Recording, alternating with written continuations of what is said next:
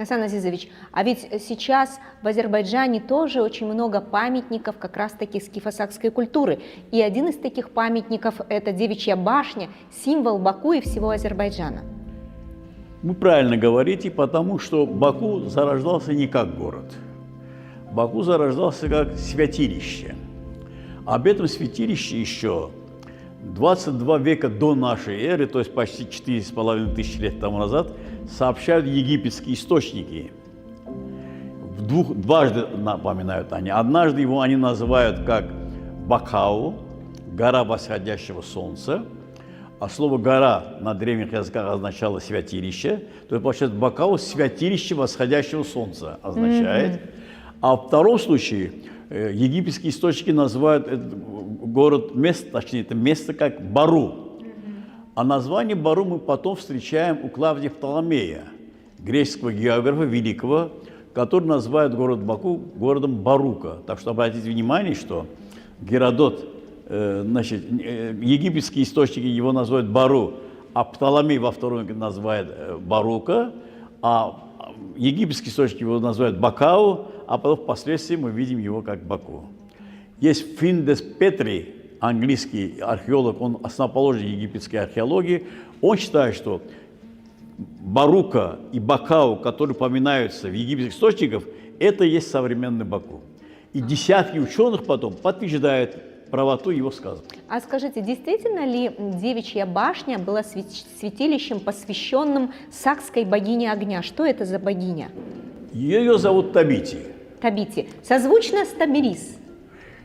Дело в том, что Тамрис, слово «ис» вы должны отбросить. Это как греческое добавление.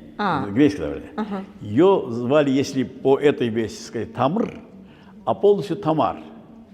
Это вена, кровеносная вена. Кровеносная вена, да. Она то же самое, что и богиня огня. Наша дева, в честь которой построена Девичья башня, это богиня огня. А Тамрис тоже таким же образом.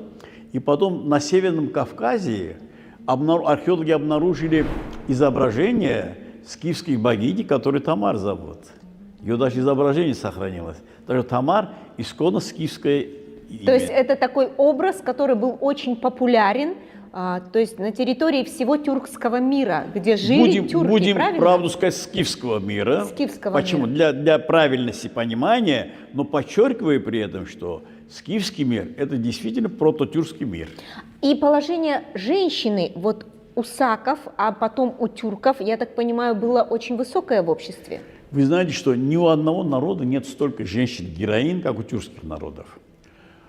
У казахской мифологии не только Томрис, там еще другие есть у вас. Да, действительно, это так. А у нас была такая Нушаба. Когда Александр Македонский прибыл сюда, правитель Мидия, тогда эта область называлась Мидия, Мидия тоже азербайджанское государство, Атрапат познакомил Александра Македонского с амазонками. И современные американские ученые, госпожа Майер, она говорит, что та амазонка, которая встречалась с Александром Македонским, на самом деле это Нушаба, о которой пишет Низами Гянджави, и которая жила на территории современного Азербайджана. А на самом деле Нушаба – это сакская принцесса. И даже я вам скажу, что в 1966 году до нашей эры, Помпей, когда прибыл в Азербайджан, чтобы захватить, тогда наше региональное государство называлось Албания, очень много были отсюда взяты военнопленные. И когда их привезли в Рим, оказалось, что некоторые из них были женщинами. То есть они воевали как мужчины. Там они обнаружили, что они женщины. Уже там обнаружили.